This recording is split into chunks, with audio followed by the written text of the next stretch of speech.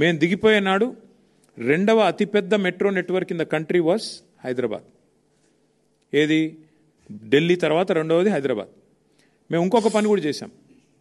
దిగిపోయే ముందు మేము సరిగ్గా ఒక 6 నెలల ముందు హైదరాబాద్ మిగతా అన్ని నగరాలకు కూడా భారతదేశంలో దాదాపు ఆ మెట్రో నగరాలకి ఎయిర్పోర్ట్ నుంచి సిటీకి మెట్రో ఉంది, ఎక్స్ప్రెస్ ఉంది, మన దగ్గర లేదు, ఇది ఆలోచన లేకుండా చేశారు అని చెప్పి కేసీఆర్ గారు ఒక నిర్ణయం తీసుకొని మరి ఎయిర్పోర్ట్ మెట్రో కూడా ఆనాడు మరి మైండ్ స్పేస్ నుంచి డైరెక్ట్గా శంషాబాద్కి ఏది ఓఆర్ఆర్ ఎంబడ తీసుకొని పోయేందుకు కూడా టెండర్ పూర్తి చేసినాం, శంకుస్థాపన చేసినాం. బ్రహ్మాండంగా మొత్తం టెండర్ పూర్తి చేసి ఎల్ఎన్టీ అనే సంస్థనే ఆ అవార్డు దక్కించుకున్నది. వాళ్ళు పని మొదలు పెట్టాలంతే. ఇంకా అద్భుతం ఏంటంటే ఏ మాటకు ఆ మాట ఆనాడు కాంగ్రెస్ ప్రభుత్వం డాక్టర్ రాజశేఖర రెడ్డి గారు ఎప్పుడైతే ఓఆర్ఆర్ నిర్మాణం చేశారో ఒక మంచి పని చేసినారు. అందులో ఏం చేసినారు?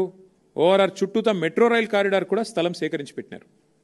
అందుకే మేమేమనుకున్నామంటే మెట్రో అనేది రహేజా మైండ్ స్పేస్ నుంచి, ఎందుకంటే అక్కడ లక్షల మంది ఐటీ ఉద్యోగులు రావడం పోవడం ఓఆర్ఆర్ ఎట్లాగూ ఉంది, కానీ విపరీతంగా పెరుగుతున్నది, చుట్టూ అపార్ట్మెంట్లు వస్తున్నాయి, అక్కడ విపరీతమైన ట్రాఫిక్ రద్దీ కూడా పెరుగుతున్నది.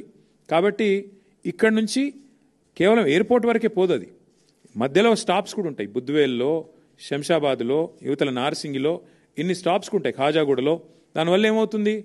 ఎవరైనా అవసరమైతే ఫైనాన్షియల్ డిస్ట్రిక్ట్లో పనిచేసే వాళ్ళు కానీ, రాయదుర్గంలో పనిచేసే వాళ్ళు కానీ, మైండ్ స్పేస్లో పనిచేసే వాళ్ళు కానీ శంషాబాద్లో ఉంటూ కూడా రోజు వచ్చిపోవచ్చు.